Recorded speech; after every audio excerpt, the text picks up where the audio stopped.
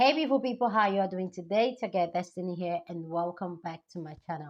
So today's video is a video I saw on TikTok and it just got me confused. It's about this Chicago Purge, Illinois law and all that. I need you guys to see this video and then we'll talk. Guys, I woke up and I saw this on TikTok. Is this real? Is this real? As of January 1st, 2023, the following things will go into effect, and people need to be aware of this. It abolishes cash bail for almost every offense. This includes, but isn't limited to, kidnapping, armed robbery, second-degree murder, drug-induced homicide, aggravated DUI, threatening a public official, and aggravated fleeing and eluding. Offenders released on electronic monitoring have to be in violation for 48 hours before law enforcement can act. They could almost drive to Alaska before we can even look for them. It denies victims their constitutional rights. And keep this in mind, businesses and homeowners. Officers will no longer be able to remove trespassers from your residence or your businesses. Someone could decide to live in your shed, and all we can do is give them a ticket.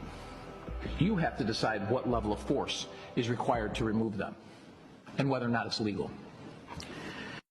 Listen to me. It cannot be understated how significant of a role the media plays in quashing progressive movements and keeping more Black people in jail. It's frustrating because every time we say the criminal system isn't broken, it's working as intended, these are the outlets and institutions that respond, no, we still need to have faith in the system. We need reform, we need reform, we need reform.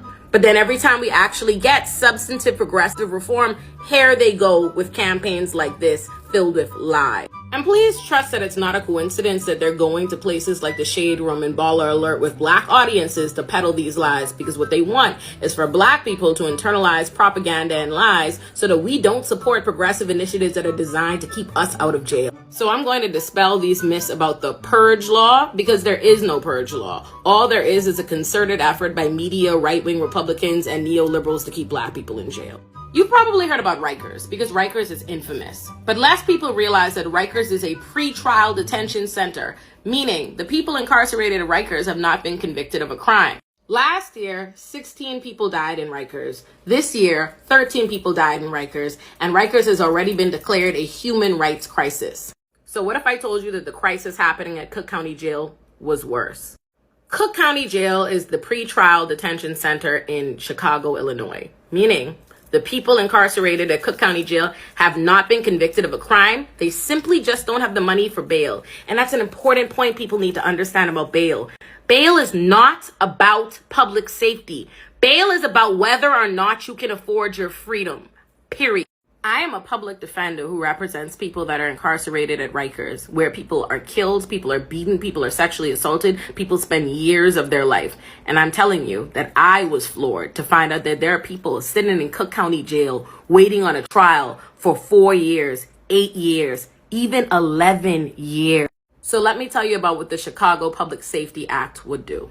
The first lie being circulated is that this bail reform will prevent police from being able to make arrests. False. Not only can police arrest whoever they want, like they've always been able to, all the bail reform law does is encourage them not to make completely low-level arrests that they could write tickets for. And you wanna know what else? You wanna know what else? A law enforcement agency proposed that language. What the Public Safety Act would take low-level crimes, low-level misdemeanors, non-violent crimes, and instead of those being bail eligible, where you sit in jail because you don't have the money, you fight your case from the outside, because now judges cannot set bail and keep you incarcerated for something they probably otherwise would not have been able to.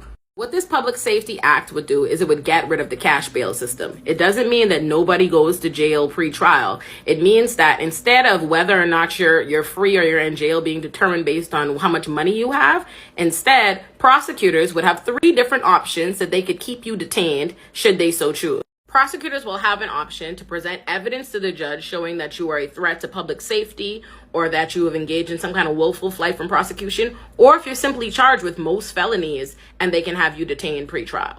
The reality is that the vast majority of people in our criminal system are living well beneath the poverty line. They're represented by public defenders because they cannot afford representation, which is a fact. The court, the same court that will then place high bail on them, they know they can't afford it. So it's a tactic by which we put poor people in jail for things we probably couldn't prove at a trial. They'll probably never have a trial. It's a way to coerce them into plea deals. But it is not about public safety, because at the end of the day, if you have the money, you can buy your freedom. So what this act does is it gets rid of that component, and it actually makes it about dangerousness. It makes it about whether or not the prosecutor has some evidence that he can present to justify detaining you pre-trial, rather than just using and exercising your own wealth or lack thereof against you. Listen to me. Do not fall for the propaganda. They're calling it the Purge law because they want you to believe that a law designed at affording you more rights, at preventing you from being railroaded, at preventing more deaths from mounting inside a Cook County jail is not there to help you. It's a lie. This has nothing to do with public safety.